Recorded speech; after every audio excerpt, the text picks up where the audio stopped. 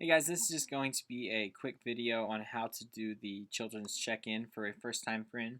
So you're going to start off with by going to the app, the check-ins app, and just click on it.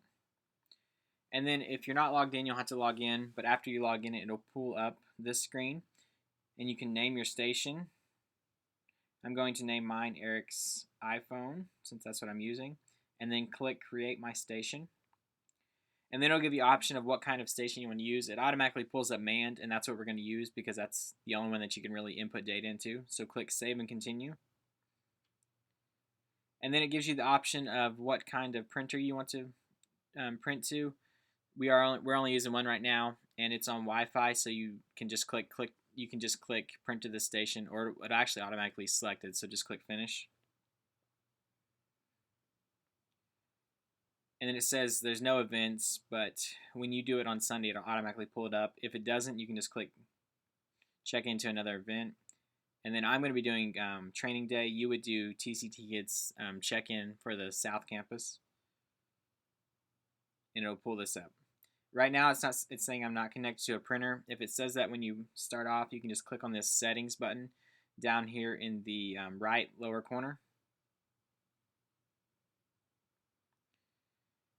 And it has the printer pulled up, so I just have to select it. It's the Brother QL710W, and actually it just selected itself, so it should automatically sync up for you. It might just take just a second for that. So if it syncs up, you can click Done, and then you're going to start off by putting in the parent's name. So we're going to say that Jane Smith attended with us today, and click Search. And since Jane's not in there, it pulls up this screen. You can just click Add Person. And then you're going to add her to a new household. So Jane Smith, only thing you have to add for Jane Smith, I like to add gender just because. But the only thing you really have to add is you need to add her phone number. That way, if they do come back next week, they'll be able to pull up their child in the system themselves. So go down here to phone numbers. And we're going to say that her number is 918-123-4567. Okay, so we're good there. Don't click Go, just click Done. Because what you want to do next is you want to slide over and you want to click Add a Person. Okay, so we'll say that her child is Timmy Smith. Don't worry about those pop-up notifications.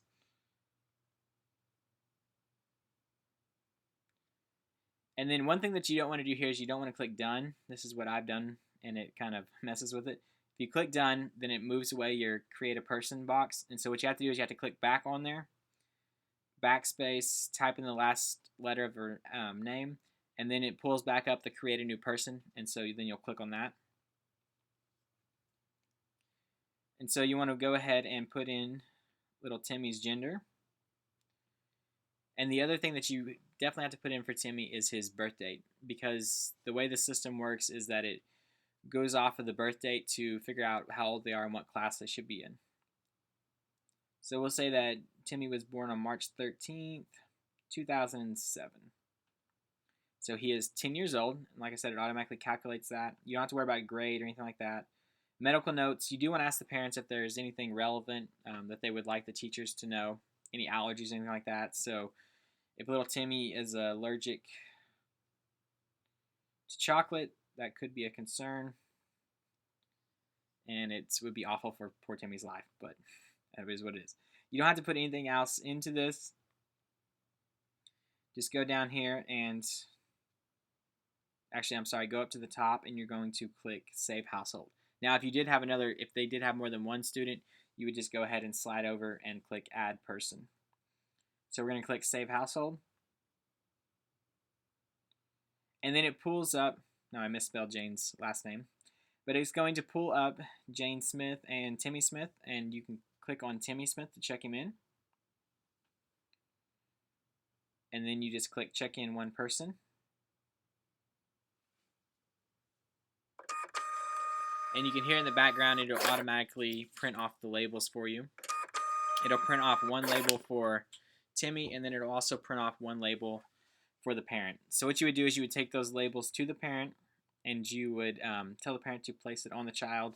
If they're a young child, probably on the back. If they're older, they can place it wherever they want as long as it's viewable. And so then the parent would keep the other ticket, and the labels on them, they basically have the name, the kid's age, what room they go to, what the date is, and then any allergies, as well as the parent's name and the parent's phone number.